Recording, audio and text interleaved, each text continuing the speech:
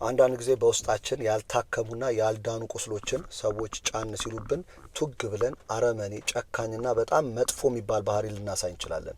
ከዚህ ነገር መውጣት የምትፈልጉ ከሆነ The Laws of Human Nature ከሚለው መጽሐፍ ላይ 9ኛውን ህግ መረዳት ይኖርባቸዋል። The Law of Repression ይለዋል። ሁላችንም የተለያየ ማስክ አድርገን ነው የምንኖረው። ከማስኩ ውስጥ ግን የተደበቁ የተጨቆኑና የተቀበሩ ብዙ ማንነቶች አሉ። ከነዚህ ማንነቶች መካከል አደገኞች ልንሆን እንችላለን፣ ራስ ወዳዶች ልንሆን እንችላለን፣ ተፎካካሪ፣ ቁጡ፣ ጨካኝና አረመኔ ልንሆን እንችላለን። ይህ የሰው ልጅ የተፈጥሮ አንዱ አካል ነው። የስዊስ ሳይኪያትሪስት የሆነው ካርል ያንግ the shadow ይለዋል። የተደበቀ ጥላ ወይም ጨለማ የሆነ እንስሳዊ የሆነ አውሬ የሆነ ማንነት ሁላችንም ውስጥ አለ። ይህን ነገር ለመረዳት ስለ ኤቮሉሽን ማወቅና መረዳት አይጠበቅብንም። ልጆች ካሏችሁ ልብ ብላችሁ ታዘቧቸው። ገና ከ1 ዓመታቸው ጀምሮ የተለያዩ መጥፎ የሚባሉ ካን የሚመስሉና አረመኔ የሚባሉ አይነት ባህሪዎችን በቀስ ሲያሳዩና ሲያወጡ ለታችሁ ልታውቁ ትችላላችሁ። ይህን ነገር ብዙ ጊዜ ቤተሰቦች፣ አስተማሪና ማህበረሰቡ በነቃበት ልክ ተቀባይነት ባለው ልክ ልጆቻቸውን መቅረጽና መስመር ማውጣት ይጀምራሉ። እነዚህ መጥፎ የሚባሉትን ባህሪዎቻቸውን ደግሞ እንዲቀብሩና እንዲጫኑ ይደረጋል። ችግሩ ምንድነው ይላል? እነዚህ ነገሮች ስለተቀበሩ ወይም ስለተጫናቸው መፍትሄ ሆነው አይቀሩም። ብዙ ጊዜ በተለያየ አጋጣሚ በተለያዩ ምክንያቶች ወደ ላይ ከፍ ብለው ይወጣሉ። አንዳንዴ ኔጌቲቭ በሆኑ ነገሮች፣ አንዳንዴ ፖዚቲቭ በሆኑ ነገሮች። ምሳሌ ኔጌቲቭ ከሆኑ ነገሮች ምክንያት በጣም ስንናደድ፣ ሲመረን፣ ስንቸገር፣ ሰዎች መስመር ሲያልፉብን ወይም ያልታከመና ያልዳነ ማንነት ወይም ቁስላችንን ሲነኩብን ቱግ ብለን መጥፎ የሆነ አውሬ የሆነ ማንነታችን ሊወጣ ይችላል። በተቃራኒው ደግሞ ፖዚቲቭ ደግሞ ካየነው ስንደሰት ሊሆን ይችላል። ሀብት ንብረት እንደ ልባችን ሲኖረን ሊሆን ይችላል። ኃይል ወይም በፓወር ከፍተኛ የሆነ ቦታ ላይ ስንቀመጥ ሊሆን ይችላል። ወይም አንድ ሁለት ብለን ሞቅ ሲለን ሊሆን ይችላል። እነዚህ ባህሪዎች ከፍ እያሉ ወደ ላይ እየመጡ ሰርፌስ ላይ እየወጡ የሚታዩበት አጋጣሚዎች ናቸው። ይህ ነገር ችግሩ ሰውን ተፈጥሮ በአግባቡ ሳንረዳ እንዲሁ ተጭነን ቀብረን ለማስቀመጥ ስለምንሞክር ነው። ይልቁንስ መፍትሄ የሚሆነው መጀመሪያ እንደዚህ አይነት ባህሪ እንዳላችሁ ለማወቅ እንደ 4 ምልክቶችን ልብ በሉ። የመጀመሪያው contradictory behavior ይሏል። ይሄ የሚቃረን ባህሪ ያላችሁ ወይ? ራሳችሁም ለሰውም ስታወሩ ስለ መልካምነት፣ ስለ ፍቅር፣ ስለ መቻቻል፣ ስለ ተለያዩ ነገሮች አውርታችሁ ቤታችሁ ስትሄዱ ከሰዎች ጋር ስትሰሩ ግን እነዚህ ነገሮች የማትለማመዱ ከሆነ የቀበራችሁበት ያልሰራችሁበት ማንነት ነው። ሁለተኛው ደግሞ ኢሞሽናል ኤክስፕሎዥን ይለዋል። ይሄ ደግሞ አብዛኛውን ጊዜ ተረጋጋችሁ ትመስላላችሁ፣ ራሳችሁን የሚገዛና የሚቆጣጠር ትመስላላችሁ።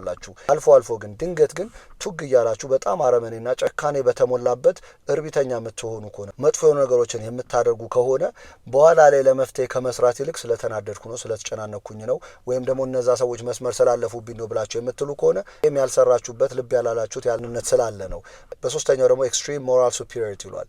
ይሄ ደግሞ ራሳቸውን ከመላእክት ያልተናነሰ አድርገው የሚስሉ በትህትናና በመልካምነት ራሳቸውን ከፍ አድርገው የሚያዩ ሰዎች ሆነው ቤታቸው ላይ፣ ትዳራቸው ላይ፣ ልጆቻቸው ላይ፣ ሀገራቸው ላይ ግን መጥፎ የሚባል ከዚህ የሚቃረን ነገር የሚያሳዩ ሰዎች ናቸው። ይሄም ራሳችሁን ተረድታችሁ ራሳችሁ ላይ ስላልሰራችሁ ነው። በመጨረሻው ደግሞ ፕሮጀክሽን ይለዋል። ይሄ ደግሞ በጣም ወሳኝ ነገር ነው። አብዛኞቻችን ውስጣችን ያሉ ህመሞችን፣ ፈተናና መከራዎችን ልናሳድጋቸው ልናወጣና ልንረዳቸው የምንፈልገውን ማንነት ታግሎ ራሱ ላይ ያሸነፈ ሰው ስናይ፣ በህይወቱ ስኬታማ የሆነ ሰው ስናይ፣ ከኛ የተሻለ ቦታ ላይ ያለ ሰው ስናይ ፕሮጀክት እያደረግን በጣም የምንናደድ በቂምና በጥላቻ የምንመቀኝ ከሆነ ይሄም ራሳችን ላይ ስላልሰራን ነው። መፍትሄው መሆን ያለበት ኢንቴግሬትድ የሆነ ሂውመን መሆን ነው ይላል። እዚህ ጥሩ ምሳሌ የሀገራችንን አንቲማታችሁ ከሆነ በአንደኛው ሰው በአንደኛው አንበሳ ነው። ሁላችንም አይምሮአችን፣ ሰሪያችን፣ ማንነታችን ሰውም አንበሳም ሁለቱንም ነገር ይዞ የሚጓዝ ሰው እንደሆነን ማወቅና መረዳት መጀመር አለብን። ከዚህ ነገር ለመውጣት እንደ 4 ነገሮችን ተረዱ ይላል። የመጀመሪያው ሲደሻሩ ይላል። ቁጡ መሆንን፣ ራስ ወዳድ መሆንን፣ ተፎካካሪ መሆንን፣ እነዚህ መጥፎ ተብለው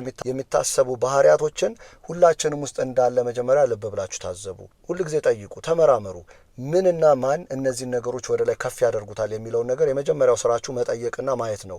በሁለተኛው አክሰፕት አድርጉ፣ አትፍረዱበት፣ አትጋተቱት። ይሄ የሰው ልጅ የተፈጥሮ ባህሪ ማንነት እንደሆነ ተረዱት። ለመቅበር ለመደበቅና ለመጫን መሞከራችሁ ነው ትልቅ ችግር ውስጥ የሚከታችሁ። መሬ የሰው ባህሪ ማንነት እንደሆነ ተረዱና ተቀበሉት።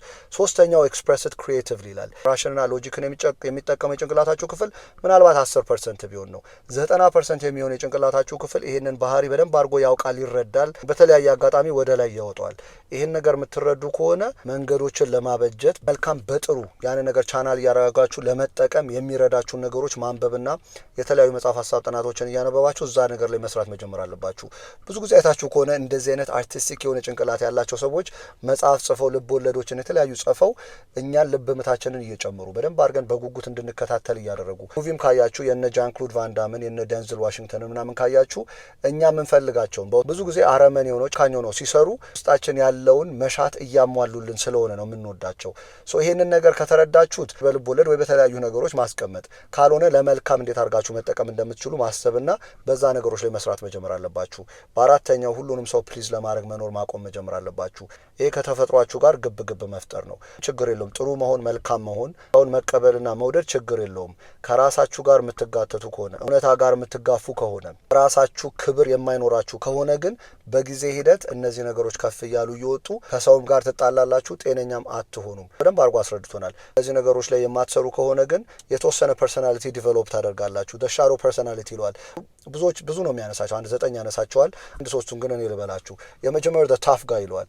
ይሄ ምንም ነገር አንፈራም የሚሉ ወሬያቸው ሁሉ አንዱን ገንጥየው 3ቱን አጋድሜው 7ቱን አማርኬ ምናምን እያሉ እንደዚህ የሚያወሩ ሰዎች አሉ። ይሄ ከሻዶ ፐርሶናሊቲ አንዱ ነው። ውስጣቸው ያለ ብዙ ችግር እንዳለ እነዚህን ሰዎች መረዳት መጀመር አለባችሁ። እውነት የራቀ ብዙ ጊዜ የሚያወሩ ሰዎችን ልብ ብላችሁ እያያችሁ መታዘብ መጀመር አለባችሁ። ሁለተኛው ሪጅድ ራሽናሊስት ይለዋል። ይሄ ደግሞ ምክንያትን ማስረጃን በሚታይና በሚለካ ነገር ብቻ ነው የማምነው ብለው የሚያስቡ ሰዎች ናቸው። እነዚህ ሰዎችም ችግር አለባቸው። ምክንያቱም ለሰው ስሜት ለሰው ውስጣዊና ግላዊ አመለካከት ቦታ ስለማይሰጡ። ሶስተኛ ደግሞ ኤክስትሪም አንትረፕረነር ይላቸዋል። እነዚህ ደግሞ ከስኬት ከውጤት ከማግኘትና ከፍ ከማለት ጋር ከፍተኛ የሆነ ቁርኝትና ትስስር ያላቸው ሰዎች ናቸው።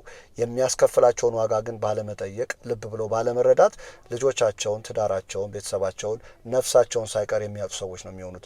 ስለዚህ እነዚህ ነገሮች መረዳት መጀመር አለባችሁ።